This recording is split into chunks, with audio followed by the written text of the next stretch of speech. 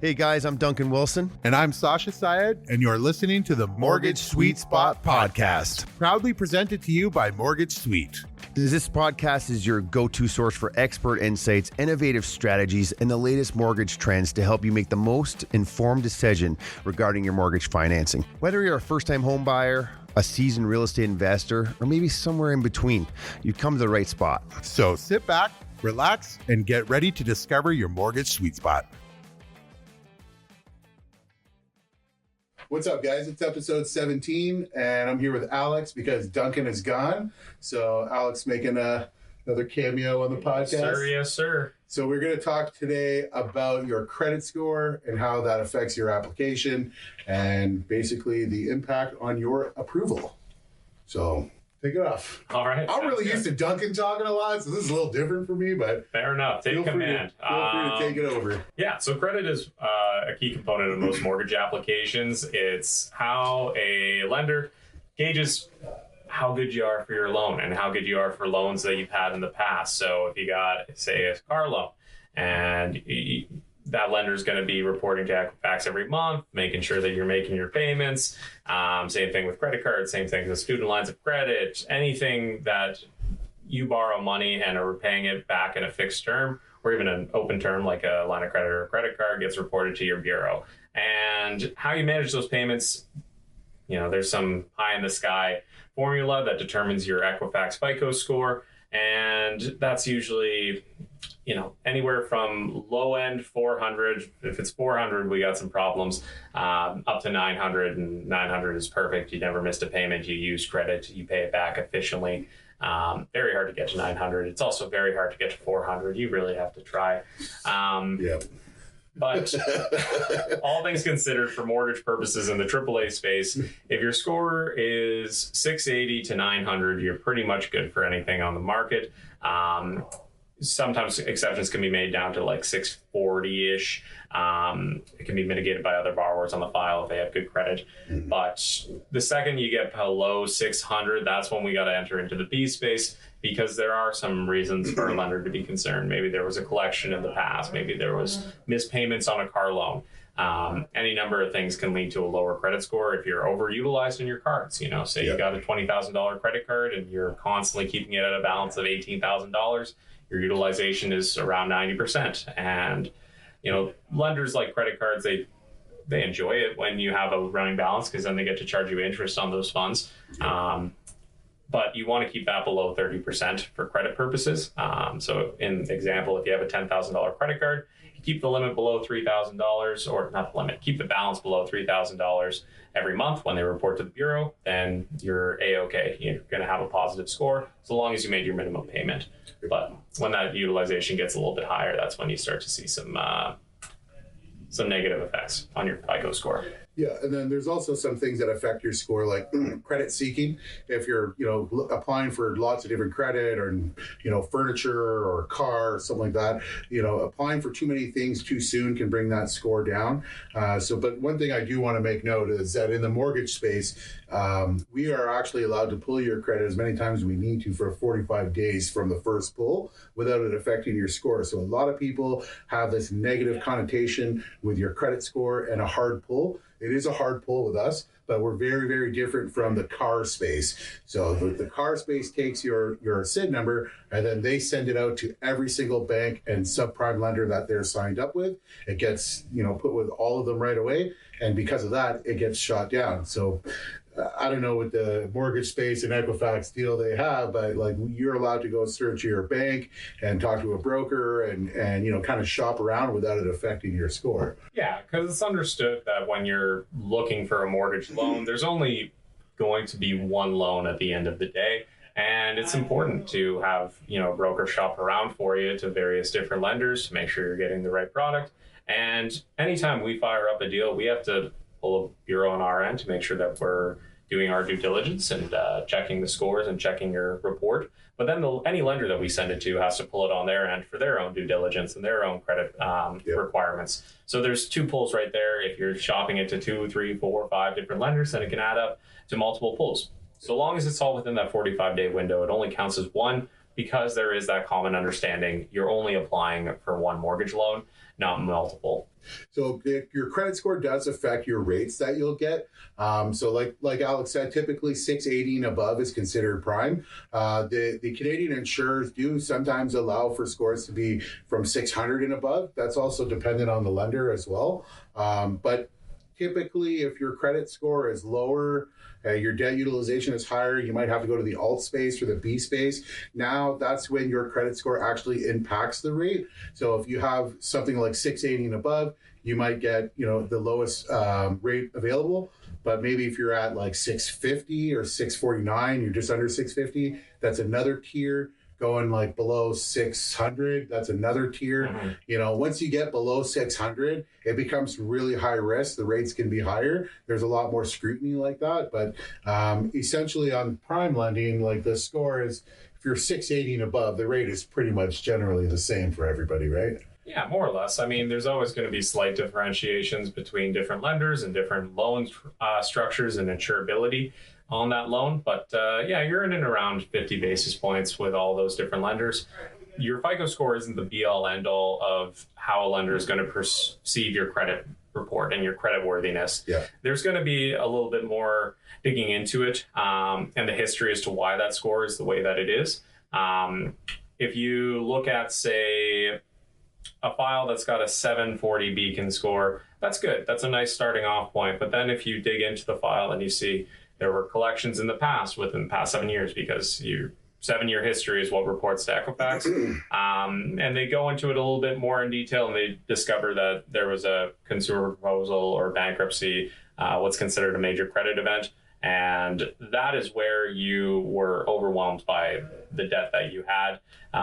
You could have just not been able to pay. There are any number of circumstances that lead to somebody seeking a consumer proposal or a bankruptcy. And it's not our spot to judge why that happened or what led to that decision being made, that you needed to consolidate your debt and you needed that kind of relief.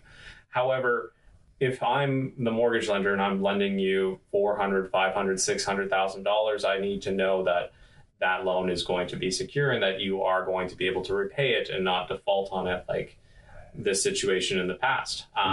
So while it is important to rebuild your score and to monitor that FICO, just understand that if there are those histories in the past that allude to you not being able to make your payments or needing to consolidate your debt via a trustee through a consumer proposal or bankruptcy, then that's going to raise some red flags from a lending perspective. And another thing to note too is if you do have that proposal and that bankruptcy in place, then we need to provide the entire package for that proposal to a lender. Most of the time, they're going to want some of the details associated with it, primarily to make sure that there was no mortgages in that insolvency.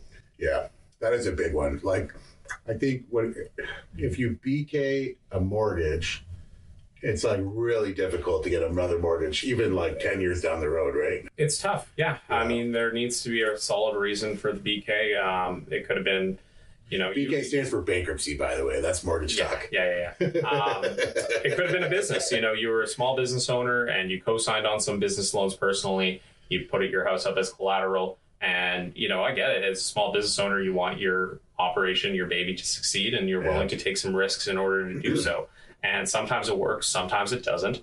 And if your house was included in that bankruptcy, then unfortunately, you really have to work at rebuilding your credit after the fact. And that's where you need multiple credit lines again. So having 2 or 3 different credit cards, maybe even getting a car loan if you don't need it, getting it so that you can rebuild that credit, show that you've got 2, 3, 4 years of rebuilt credit worthiness on the report that can speak to the fact that you're not going to do this again. The way that you generate your income. So if it was a bankruptcy due to you failing as an entrepreneur, it's unfortunate, but in order to get a mortgage in the future, you might need to go get a job, get some salary and stable income to mitigate some of these concerns. Yeah, but just to touch on that too, because like if you have some kind of credit situation, like you said, we're not here to judge you, but we do need to know we do need to have an honest and open conversation about it, because like one thing we do as mortgage agents and brokers here is we advocate for you to the lender. So everybody has something, like you're not the only one,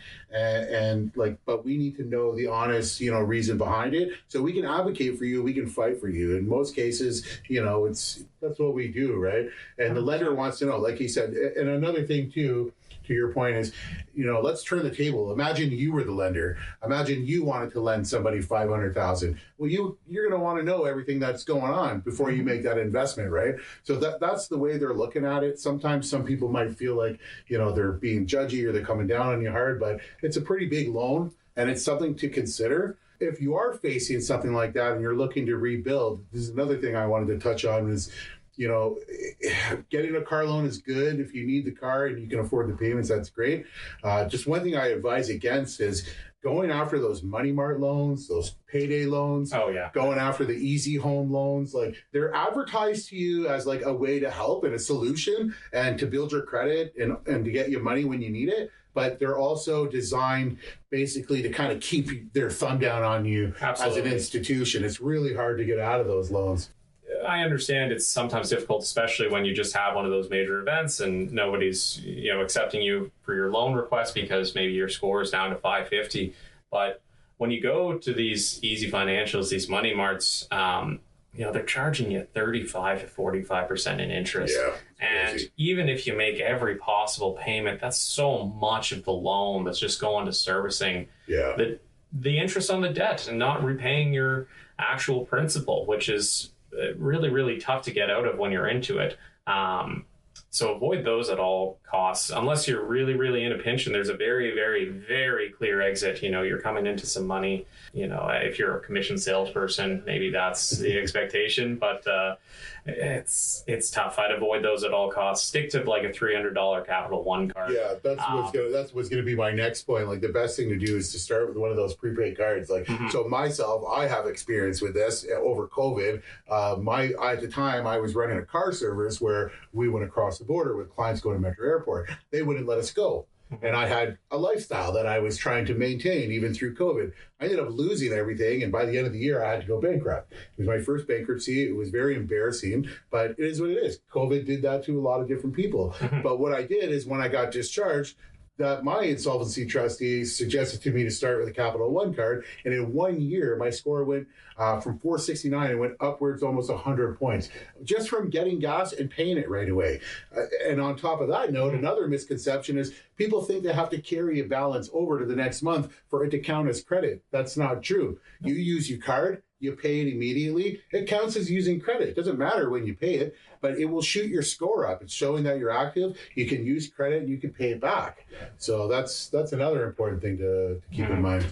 Yeah, 100%. And, one last thing on credit, just in general, especially when it can get a little bit nasty. There's almost this feeling of shame sometimes when we're diving into, tough credit files and being kind of trapped in debt.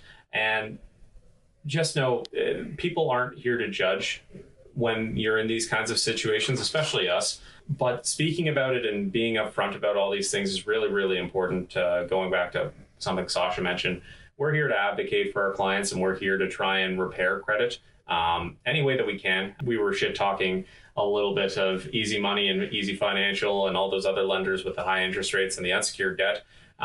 We are merchants of debt ourselves, so we can't really dig into that too much. But the benefit of working with a mortgage is our debt is a lot cheaper. We're able to reconstruct your debt at a much lower interest rate than that, and set you up on certain terms that are more manageable. And I don't know, I personally also think the best mortgage is one you don't have.